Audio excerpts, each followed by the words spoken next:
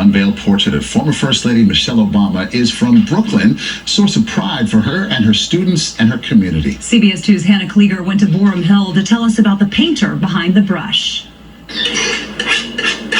It's a height most artists can only dream of, to be commissioned to paint a historic portrait of the First Lady. And 6 years ago, that honor was given to Sharon Sprung. I really felt that she genuinely liked the painting. And so did the former president. I want to thank Sharon Sprung for capturing everything I love about Michelle.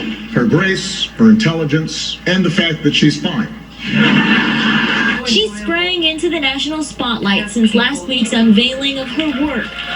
A portrait of Michelle Obama in a romantic blue ball gown sitting on a couch. We took a lot of pictures. I had all the photos I could get of her pasted all around my studio, so all I saw was her. Sprung says towards the end of Obama's last term, I got an email from the curator of the White House saying that I was on their top of their list to paint Michelle Obama.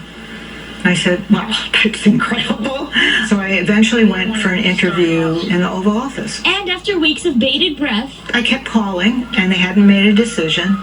And then I called one day, and they said, you have it. She sat down with Michelle Obama in the White House, where they discussed poses, clothing, and the location of the portrait. And Sprung worked on the art for 8 months until she felt it was ready. When the portrait was finished, she says Michelle Obama came right here to her studio in Brooklyn to see the portrait for herself. The art was in storage for the last 5 years, but now that it's finally been unveiled, it will live in the White House for future generations to remember. A girl like me, she was never supposed to be up there next to Jacqueline Kennedy and Dolly Madison. And so is the mark of this painter, who has dedicated her whole life to making art and now also making history.